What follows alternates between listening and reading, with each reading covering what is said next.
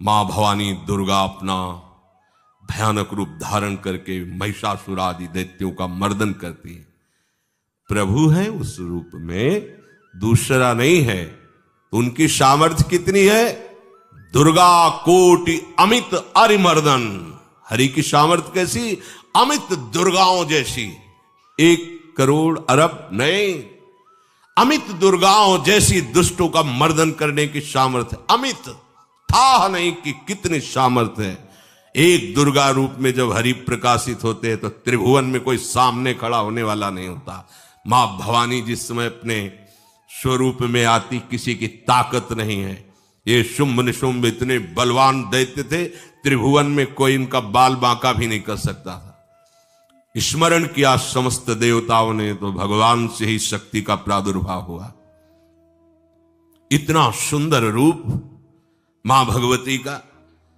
शुंभ निशुंभ के पार्षद घूमते रहते थे, उन्होंने देखा, जाके बताया कि आपके महल में जितनी सुंदरियां उसकी दासी बनने योग्य भी नहीं, ऐसी सुंदरी का हमने दर्शन किया। बोले मेरा जाके परिचय बताओ। बोले ऐसा नहीं लगता कि आपके परिचय बताने से केवल आ जाएंगी। तो उनका अगर ऐसा नहीं तो केश कर्षण निर्धूता गौरवा मां गरिष्यति, उसके गौरव को धूल में मिलाते हुए बाल पकड़कर घसीट कर हमारे पास लाओ। मार्कंडेय पुराण। उनके पार्षद गए और बताया हमारे मालिक शुंभ निशुंभ है, उनका आदेश है कि आप महल में चलो और आदर सहित, अगर आप ऐसा ना करती हैं तो मैं आपका निरादर करते हुए बाल पकड़कर घसीटते हुए ले जाऊंगा।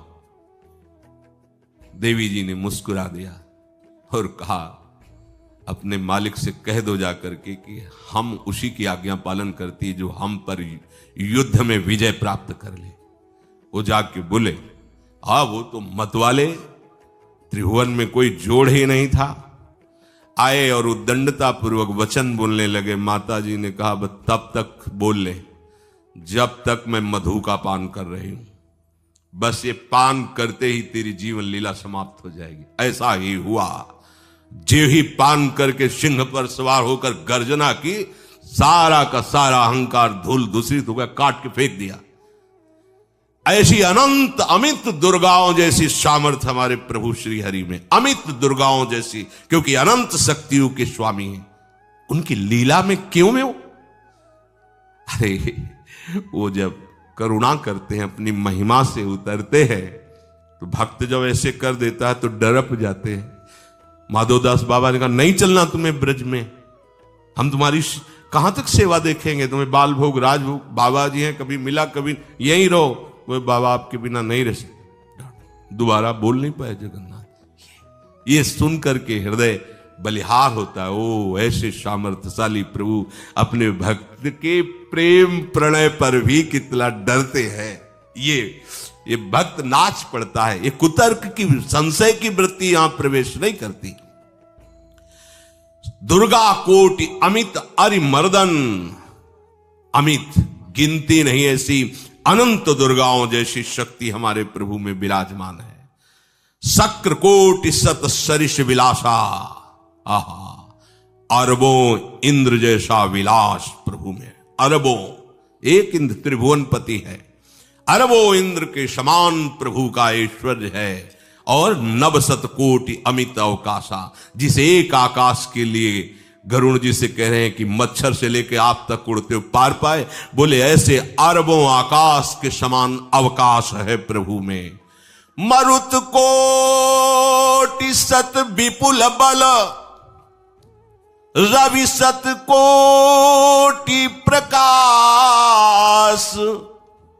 शशि सत कोटि सुशीतल, समन सकल भव त्रास। आहा, अरबों पवन के समान महान बल है। अगर त्रिभुवन में कोई बल है तो पवन में बल है, वायु बल। बड़े बलवान देवता, बल में इनके समान कोई नहीं। इन्हीं के अंश से प्रकट होते पवन पुत्र हनुमान, और इन्हीं के अंश से प्रकट होते पवन पुत्र भीम। बेजोड़ बलशाली महात्मा, दोनों महात्मा बेजोड़ बलशाली। जेगिर चरण दे हनुमंता, चले उसोगा पाताल तुरंता। जिमि अमोघ रघुपति कर बाना, ये ही भांति चले हनु। किलकार दे तो राक्षसियों के गर्भ गिर जाते थे, ऐसे महान बली हनुमान जी। और भीम का क्या कहना है, जब ये देव पुष्प उड़ करके आया और द्रौपदी जी को दिया गया, तो द्रौपदी जी ने कहा इसका जोड़ होना चाहिए, इस पुष्प का। सबसे कहा पर किसी ने नहीं सुना।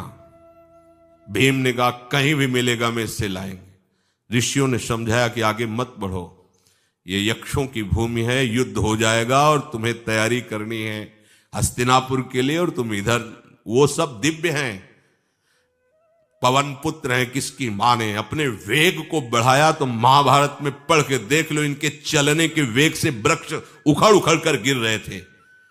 ऐसे जब चल रहे थे तो चलने के वेग से वृक्ष उखड़ जाते थे भीम के। तो हनुमान जी ने सोचा किसी के समझाए तो समझेंगे नहीं, तो आगे पवन पुत्र ही बैठ गए, बूढ़े बानर का वेश लेकर, लंबी पूंछे से। मार्ग में मर्यादा है, किसी पशु को भी नहीं लांघना चाहिए। विवेकवान उपासक ऐसा नहीं कि कोई सो रहा है पशु भी आप उसे लांघ जाए, ऐसा नहीं। जो विवेक है, जो मर्यादा है, वैसे किसी सोते हुए को लांघना नहीं चाहिए। उन्होंने कहा है वृद्ध बानर, ये अपनी पूंछ हटा ले और मार्ग दे दे, इस समय मैं विशेष कार्य के लिए जा रहा हूं। तो उनका जब कह ही दिया है वृद्ध, तो आप समझ ही रहे होगे कि वृद्ध में क्या ताकत होती। अब मेरी ताकत पूंछ हटाने की नहीं रह गई है, आपने तो वृद्ध ही कह दिया है, तो आप समझ रहे हो ना, आप पूंछ हटा लीजिए। कहा हमारी आज्ञा की अवहेलना करे, ऐसे उठी नहीं, दोनों हाथ लगाया, नहीं उठी, पूरी ताकत लगा दी। पवन पुत्र भीम की पूरी ताकत लग गई, पूछ जरा से भी नहीं। हाथ जोड़ के खड़े बोले हम समझ गए हमारे बड़े भ्राता आप हनुमान जी हैं, क्योंकि ऐसा कोई बानर सृष्टि में पैदा नहीं हुआ कि मैं उसकी पूंछ ला हिला सकूं। मैं समझ गया। तो मुस्कुराए और बैठ के बोले हमारी आज्ञा मानो, इस मार्ग में मत जाओ, ये देव मार्ग है, ऐसे ऐसे सिद्ध हैं कि आपका अपराध बन जाएगा, आप शाप से युक्त हो जाएंगे, इसलिए मैं आपको मना। बोले प्रभु जब आप कृपा करके आए हो तो हमें वो रूप दिखा दो जो लंका में आपने रूप दिखाया। बोले मत उस बात की चर्चा करो, रहने दो। बोले प्रभु एक बार देखना चाहता हूं कि मेरा बड़ा भाई कितना बलवान है। हनुमान जी ने कहा फिर देख लो। कनक भूधरा कार शरीरा, समर भयंकर अति बल। कांप गए भीम जी, हाथ जोड़ बोले भैया नीचे। स्वर्णिम कांति, वो भयानक उनका रुद्र रूप, कांप गए भीम, कांप गए। वायु में अगर बल में देखा जाए तो सबसे ज्यादा वायु बलवान है। भगवान कैसे है, मरुत कोट सत विपुल बल, अरबों वायुओं जैसी महान ताकत हमारे प्रभु में है, संशय नहीं। वो अगर छोटी सी कार्य के लिए सहयोग लेते हैं, ए उठवा दो, ऐसा कर, भक्तों के साथ वो विनोद करते, लीला करते, नहीं उनमें बल कितना है। ऐसे पवन पुत्र हनुमान जिनके चरणों को ऐसे गोद में लिए रहते हैं। एक उपनिषद में चरित्र आता है कि असुरों पर विजय प्राप्त करने के कारण देवताओं को गर्व हो गया और सभा में नृत्य गान चल रहा था। भगवान जब किसी पे गर्व करते हुए देखते हैं तो उनको अच्छा नहीं लगता। फिर सृष्टि के विधान के प्रधान अधिकारी जब देवतागण और देवराज इंद्र और उन्मत्तता, विजयश्री में उन्मत्तता आ जाती है, तो भगवान ने एक यक्ष का रूप धारण किया और सभा के प्रधान द्वार पर दिखाई दिए। देवराज इंद्र ने कहा कि पता लगाओ ये कौन है, बिना आज्ञा के बिना सूचना के कैसे आ गया ये, क्योंकि त्रिभुवन पति है ना वो। अग्नि देवता ने कहा मैं जाता हूं, पता लगा के आता हूं, क्योंकि किसी बलवान का परिचय पूछने के लिए निर्बल को नहीं भेजा जाता। अग्निदेव गए और कहा आप अपना परिचय दीजिए, कौन हो और यहां कैसे आए हो। तो उनका परिचय लेने के पहले हम आपका परिचय जानना चाहते हैं, आप कौन हो। उन्होंने कहा कि मैं अग्निदेव हूं। सामर्थ्य आपकी, त्रिभुवन को उपले की तरह भस्म कर सकता हूं। मैं समस्त प्राणियों के उदर में बैठकर अन्न और जल का पचाकर जीवन दान देता हूं, जीवन पोषण करता हूं। अच्छा, एक तिनका फेंका, हम तुम्हारी बात तभी प्रमाणित, ये उपनिषद की बात, हम तुम्हारी बात तभी प्रमाणित मानेंगे जब तुम इस तिनके को जला दोगे। अब कोई अग्नि देवता से तिनका जलाने की बात कहे, सहज में दृष्टि डाली, कुछ नहीं हुआ, पूरा पावर लगा दिया। यक्ष जी ने मुस्कुरा कर कहा, तुम तो कहते थे पूरे त्रिभुवन को उपले की तरह जला दूंगा, अब गिरीवा झुकाई पहुंचे। देवराजेंद्र ने कहा कौन है? बोले असमर्थ रहा उनका परिचय जानने में, वायु देवता। आप अपना परिचय बताइए। आप अपना परिचय जो आए हो तो हमें पहले बताओ, तब हम अपना परिचय दें। उनका मैं महान देव वायु हूं। बल आपका, संपूर्ण जीवों का जीवन हूं। अगर मैं रुक जाऊं तो एक भी क्षण सृष्टि टिक नहीं सकती, क्योंकि सब वायु से जीवित है। और मैं पूरे ब्रह्मांडों को तिनके से उड़ा सकता हूं। ये तिनका है, उड़ाओ। पूरी ताकत लगा दी वायु देवता ने, तिनका नहीं उड़ा। ग्रीवा झुकाई, वापस चले गए। अब देवराज इंद्र उठे, जे ही नजदीक पहुंचे यक्ष अंतर्धान हो गए और देखा साक्षात ब्रह्म विद्या दूर से मूर्तिमान ब्रह्म, और डांट लगाई कि तुम उनसे संभाषण करने योग्य भी नहीं हो, क्योंकि तुम सबसे बड़े सिंहासन पर बैठे हो और अहंकार करते हो। तुम्हारे देवता सब सामर्थ्यहीन है, एक तिनका भी अग्नि नहीं जला सका, एक तिनका भी वायु नहीं उड़ा सका। अरे जिनकी शक्ति से शक्तिमान वो भगवान स्वयं आए हुए थे, कांप गए देव। अहंकार मत करो, जाओ। भगवान के बल से तुम विजयी हुए, देवताओं के बल से नहीं। देवताओं में जो शक्ति है वो उन्हीं के अंश से आई हुई है। अरबों वायु के समान महान बलशाली हमारे श्री हरि, अरबों सूर्यों के समान उनका प्रकाश, अरबों सूर्यों के समान प्रकाश, अरबों चंद्रमाओं के समान सुशीतलता, समस्त भयों और दुखों का नाश करने वाले प्रभु श्री हरि। काल कोटि सत सरिस अति, दुस्तर दुर्ग दुरंत, धूम के तु सत कोटि सम, दुराधरस भगवंत। अरबों कालों की सामर्थ्य, अरब नहीं अरबों कालों की सामर्थ्य भगवान, एक काल अनंत ब्रह्मांडों में तांडव मचाए रखा है। अरबों काल, अमित बलशाली, अत्यंत दुस्तर, दुर्गम, दुरांत। कौन? प्रभु श्री हरि। अरबों धूमकेतुओं के समान अत्यंत प्रबल सामर्थ्यशाली प्रभु, अगाध सत कोटि पताला, शमन कोटि सत सरिस कराला, तीरथ अमित कोटि सम पावन, नाम अखिल अघ पूग नशावन। कितने अथाह हैं प्रभु? बोले अरबों पाताल से भी बढ़कर, अरबों पाताल से भी बढ़कर गहरे हैं, कोई था नहीं पा सकता। कितने भयानक हैं? अरबों यमराजों से भी ज्यादा भयानक प्रभु श्री हरि हैं। अनंत कोटि तीर्थों को भी पावन करने वाले परम पवित्र जिनके श्री चरण है, वो तीर्थपाद श्री हरि हैं। अनंत तीर्थों की, उनका नाम ही संपूर्ण विश्व के पाप समूहों का नाश करने में समर्थ है।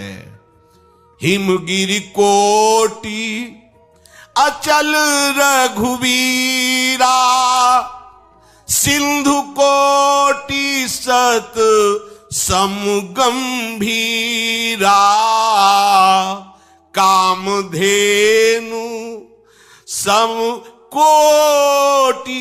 आहा, देखो अब किसके सामने तुम्हें हाथ पसारने की जरूरत है? समझो, अगर अपने प्रभु को जान जाओगे, समझ जाओगे, तो फिर कहीं इधर उधर झांकने की जरूरत नहीं, किसी के सहयोग की जरूरत नहीं। कैसे प्रभु? ऐसे वो स्थिर हैं कि जैसे तूफान चल रहा और हिमालय का आश्रय ले लो तो डरने की जरूरत नहीं, कोई भी तूफान हिमालय को उखाड़ नहीं सकता। ऐसे ही कह रहे हैं, अरबों हिमालयों जैसी स्थिरता प्रभु श्री हरि में है। अरबों समुद्रों के समान गंभीर है। कामधेनु सत कोटि समाना, सकल काम दायक भगवाना, सारद कोटि अमित चतुराई, विधि सत कोटि सृष्टि निपुनाई, विष्णु कोटि सम पालन करता, रुद्र कोटि सत सम संघरता।